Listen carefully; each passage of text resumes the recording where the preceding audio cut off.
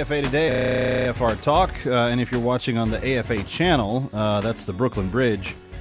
Beautiful, again, spring, gorgeous weather in New York, and just a gorgeous shot of the East River and all that is the springtime. Kevin McCullough, glad to have you with us. 888-589-8840, 888-589-8840. Did you hear about Mr. Podesta?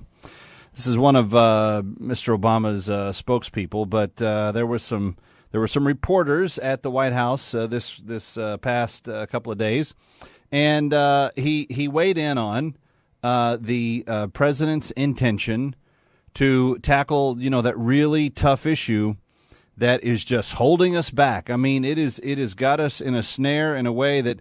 A few things have us in snares these days. It is causing all kinds of problems for the average household, for the average worker. They believe it is going to literally eat our children if we don't do something about it. Global warming. Since 2012 was one of the coldest years we've had in recent memory. I'm sorry, 2012 was slightly warmer than average. 2013 was one of the coldest years we had in recent memory.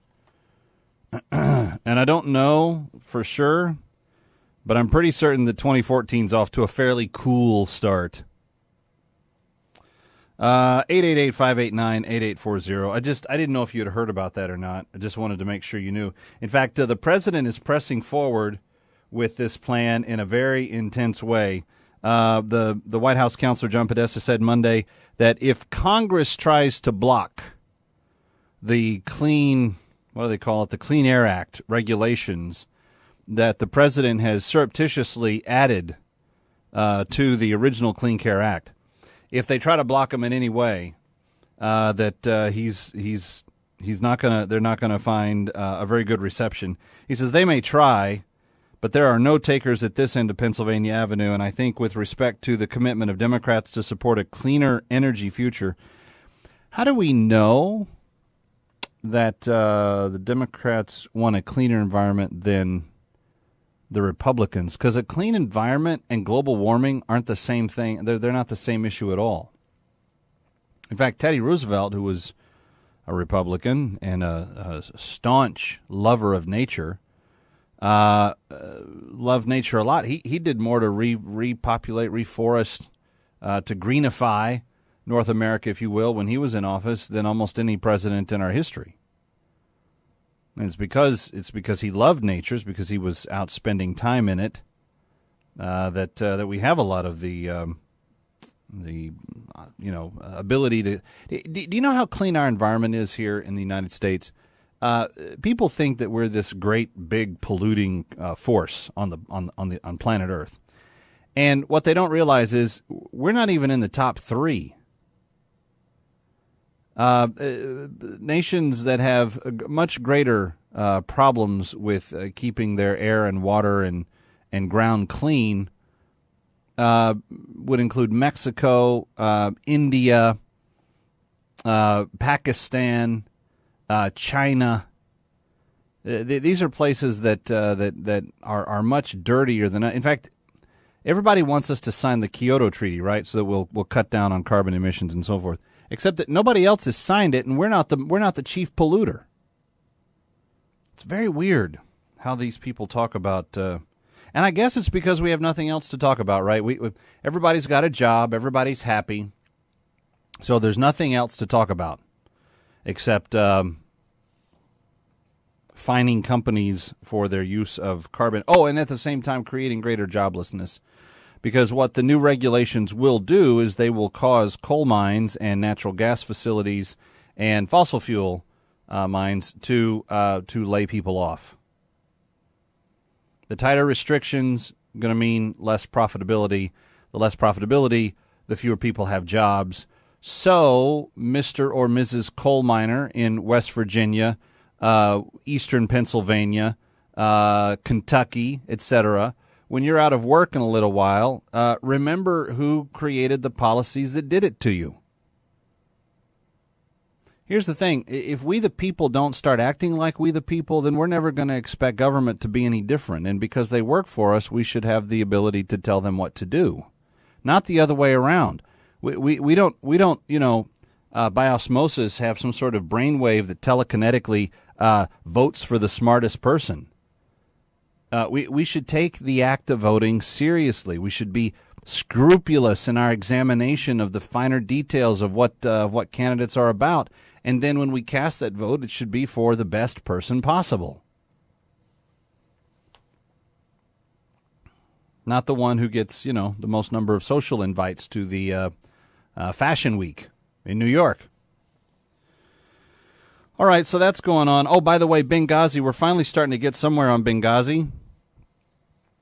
But here's the thing. The Democrats don't believe that it's really a problem. They don't believe that it's really an issue. They believe it's all, made up. This is what they're saying. This is what every single pundit is saying.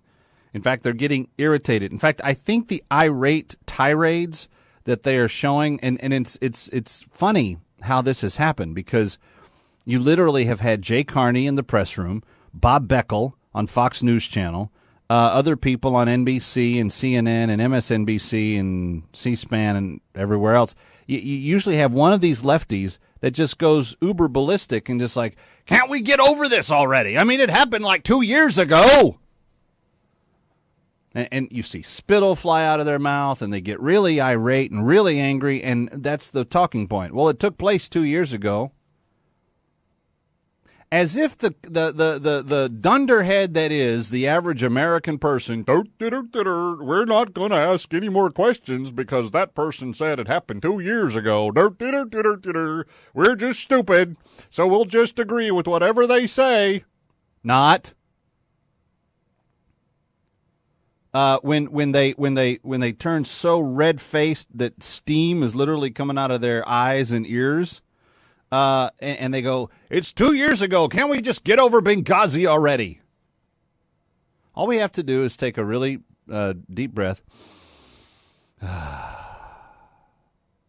and then say, right, but we still don't know much more than we did the night that it happened. And until all of the documents are released and we're able to look at all of the communications, we're not going to really have a satisfactory answer for the families of the victims. And so out of respect and deference to the families of the victims, we should investigate every nook and cranny of this thing. If we have to clean the lint out of your navel, that's what we should do to get to the bottom of what's going on, because we've not been told everything. And the fact that an email came out last week that totally backed up the story that the White House manipulated Dr. Rice many, many days after the White House knew that terrorists had done it, and told her to go to the news shows and to basically lie to the American people again and again and again, which she did 5 times that morning, until we get down to the bottom of who authorized that and what happened and how that came about. We really don't have 2 years worth of distance between us. We're barely making headway at all. And we're not making headway because someone is lying. Someone is covering things up. Someone is not telling the truth. And I know there may be a lot of people in talk radio that aren't willing to use those words. I will. Someone in the administration is not telling the truth. We still don't even know where the president went that night, the night of the attack. They haven't released his schedule. They haven't told us what he was doing, where he was at when American ambassador and Navy SEALs came under fire, begged for help. And as the people on the ground there kept radioing back to the States, can we please go and send assistance? And they kept saying no, and they kept saying no, and they kept saying no, and they kept saying no. And finally, these SEALs said, we hear our fellow Americans dying. Please give us permission to go. And they radioed again, and stateside said no, and no, and no. And Hillary Clinton talked to the number 2 on the ground that night, and she said she would call him back, and they hung up, and she was never heard from again. And we don't know where the president was. And we don't have any idea what actually transpired in the chain of events. And just because there's been, 7 or 8 investigations already, the fact that we're still getting new information that was not made previously available when it was asked for is indicative of something that is rather ominous. And that is that someone's been lying. Someone been telling stories. And I'm not ready to cast accusations on specific people. I just want questions answered. I want to know where the president went. Once he found out that the thing was under attack, that the consulate was under attack, Mr. Panetta, we know this much, left the Pentagon, within 15 minutes arrived at the White House, told the president within just a few minutes of the attack breaking out that it was terrorist activity, that these were al-Qaeda people, that they were attacking us, that they had rocket and mortars and everything else. You just don't go show up at your local neighborhood protest with a rocket launcher. And so we knew within about 15 to 20 minutes of the attack beginning that we were fighting terrorists. And at that moment, things get a little weird because we lose track of the president. We don't know where he went. He checked out. We did not hear from him until the next morning. We don't know where he spent the night. We don't know what he was doing. All we know was he wasn't present when the very late night alarm came. And he was asked to pay attention to what was going on, to the welfare of his for his national security. He was AWOL. He wasn't there.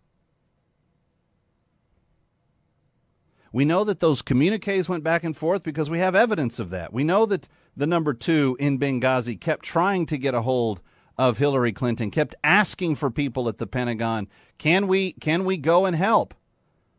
And we know that stateside, there were people on our side that kept saying no, don't send the people over there, just stay put. And then we learned later that we had the ability to at least get some F-16s and so forth in the area within a couple of hours, but for some reason we didn't send those either. And so what we actually know about what happened that night is not really 2 years' worth of information investigations later, the way Bob Beckel and all the other spittle-faced people keep yelling about on TV. What we know is very little. And so when Trey Gowdy was named as the congressman who will head up the select committee to look at this yesterday, I was fairly pleased. At least it appears that a prosecutor who's good at getting to the bottom of things will be in charge. But now comes the big question. Will it be a genuine bipartisan effort to discover honest information? And it looks like the Democrats are trying to circle the wagons.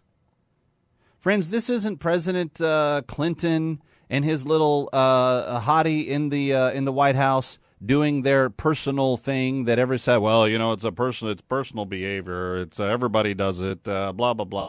It's not that. This isn't unrelated to the safety and the welfare of American lives. 4 distinguished Americans died because of what happened here. This is much, much bigger and more important than the Clinton impeachment. This is, what did our government do in the hour that it was needed by those that it had sent into the field to do its work? We still don't have answers for the families, and until we get them, we should continue to investigate until we have every question answered, and just let the evidence go where it leads. I don't have a presupposed outcome to this. I just want to know the truth. Is the truth too much to ask for, as we the people are expected and allowed to ask for it? 888-589-8840. I'm Kevin McCullough. This is AFA Today on AFR Talk.